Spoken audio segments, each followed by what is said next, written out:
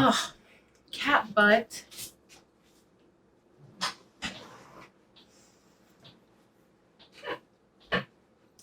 Good morning, or good afternoon, good evening, whatever time of day you are watching this. I hope you're having a good day, and thank you so much for popping over to my channel. If you are new here, then welcome. My name is Maddie, and if you are not new here, then thank you so much for coming back. It means a lot to me. Rather than doing a writing vlog today, I am going to go over 8 tips for writing that I have learned or have helped me grow or be more confident in my skill as a writer. I did have an entire vlog filmed out. However, I had purchased a microphone for my camera because I know whenever my dogs walk across the floors, we have all hardwood floors, so you hear their nails, and it's summertime, so I want to have the windows open. So I thought I could cut down on all those extra sounds, but the sound quality was horrible, and there was probably like over half an hour of content that I had filmed and there was no sound. So there's no vlog this week. That was a little discouraging, but that's okay. We are just moving forward and rolling with the punches. So here we are, my 8 tips for writing. And I really tried to not have these be just like generic, write every day or write whenever you can, just like that boring advice that, we've all heard 100 times. So we're just going to dive in. This is probably going to be a pretty short video because it is a little last minute, but yeah, let's just go right into it.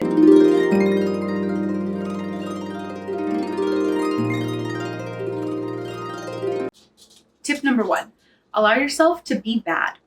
This is one that took a while for me to learn, but it's so important because if you spend all of your time trying to not do anything until it's perfect, you're never going to get to that perfect level, since you have to let yourself be bad at something to grow. And this comes into play a lot when sometimes you have like these huge ideas, but you just don't have the skill yet as a writer to get those ideas onto the page. This current book I'm writing, I had the idea years ago, and I tried so many times to get it started and I could not finish it. And that's just because I did not have the skills that I have now to be able to finish it. So I had to allow myself to write easier plots, less dynamic characters, and I just let myself be bad at writing to grow from it. And even from the first draft to this draft, those ones had so many plot holes and errors, and even this current draft that I'm editing still has plot holes and errors, but I was just able to let myself understand that it's not going to be perfect and that I can continue to improve upon it, and got it done.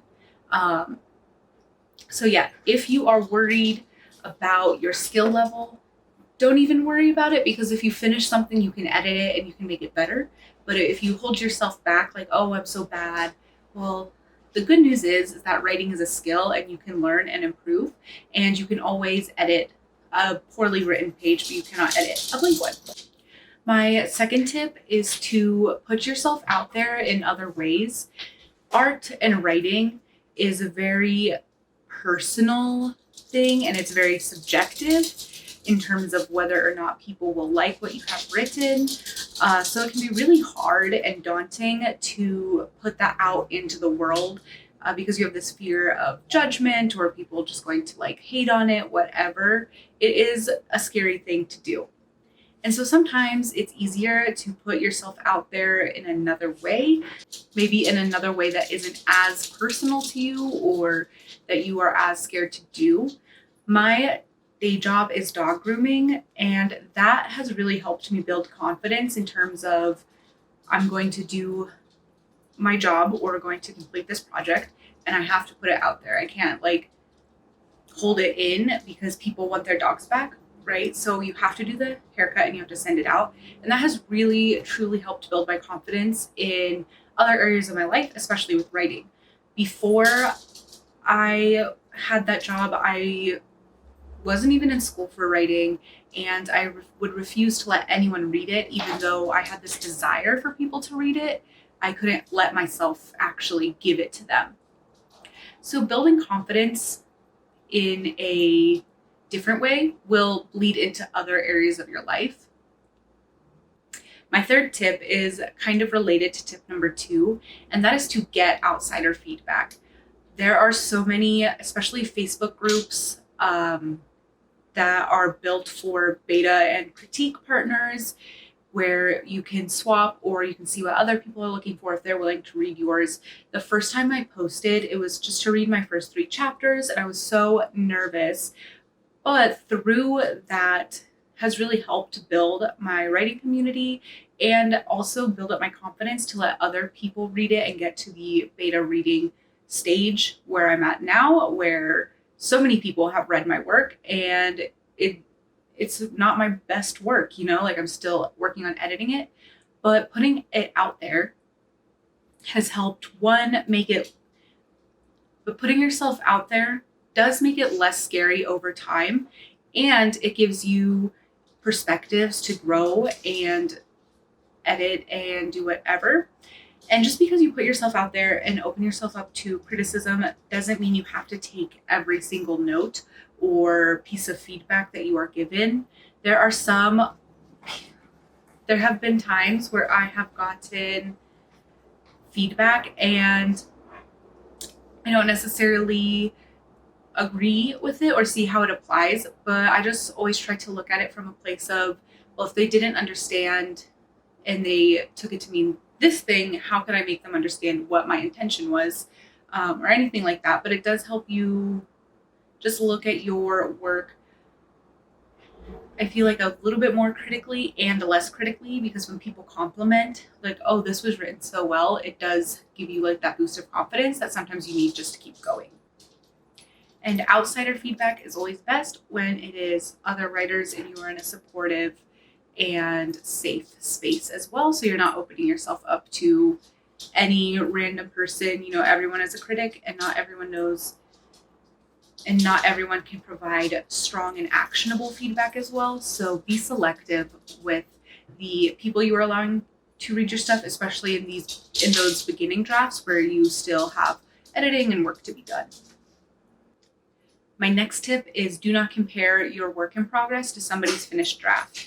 And I think there is a lot of this growing sentiment, especially as social media is so prevalent in our lives, that we shouldn't compare our lives to social media, since it is just a small glimpse of what is going on in another person's life.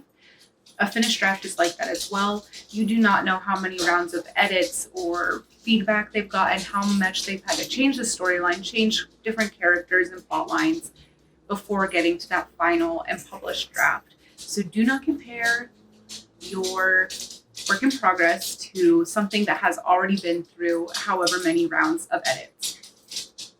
And I think that also really helps when you read and swap stories, and when you have critique partners and beta readers, because you are able to not only read other people's work in progresses, but you're also able to bounce ideas off of each other and help each other grow as well. Tip number 5 is to create a writing ritual that gets you excited to write, even if you aren't inspired. Inspiration is not something you can always count on. It is not reliable, and it is not consistent.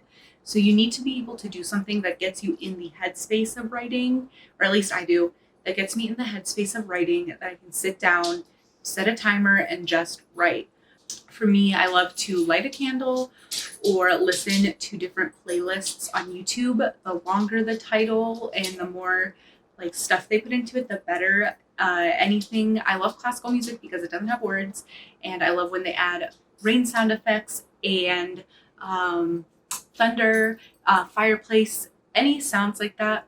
It just helps me get into that mood. And then you also start to train yourself. When I hear that playlist starting, I train myself like, okay, this is time to write, so I'm not going to be on my phone. I'm not going to do this, or this. I'm just going to focus on this one thing. And whatever that may be for you, it does not have to be music. Tip number 6, sometimes it helps to get out of the house. I have spent so many hours sitting at this desk writing and getting stuck on plot holes, getting stuck on how to do this scene or what to do with this character. And when you're in your house, you are also surrounded by everything that is a responsibility that isn't writing related. You have, there's constantly in the back of my head all the chores I have to do, this, and this, like just everything that else that needs to be done in my life is always running through my head when I'm in my house. So sometimes it is so nice just to go to a coffee shop. I live in Colorado, so there's a lot of breweries that are really fun to go to in the afternoon. Sometimes you don't always just want coffee. Um, Even going to a park and writing, getting like a nice little picnic blanket, just setting up a fun little outdoor area, especially now that it's summer, just really helps when you move where you're working. Sometimes it just helps things flow differently and you can get out of a spot that you have really been stuck at. The second to last tip I have is to read critically. You should always be taking a look and seeing what you like and don't like in other books, but don't forget to read for fun. You do not have to make everything a chore to read because that can really burn you out. Sometimes I like to just read a book and not think about the plot or how they wrote it or whatever. I just want to enjoy myself.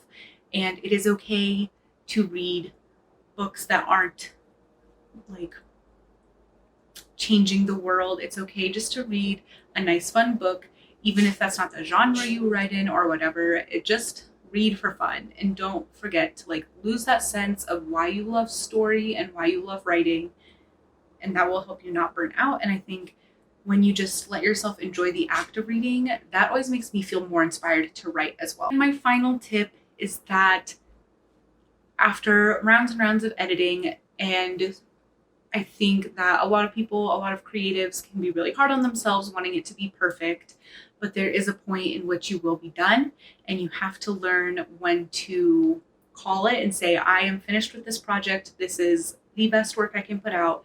And that is good enough. Like that is your perfection, and you do not have to keep stressing about whatever little detail that you either don't enjoy or can't get perfect.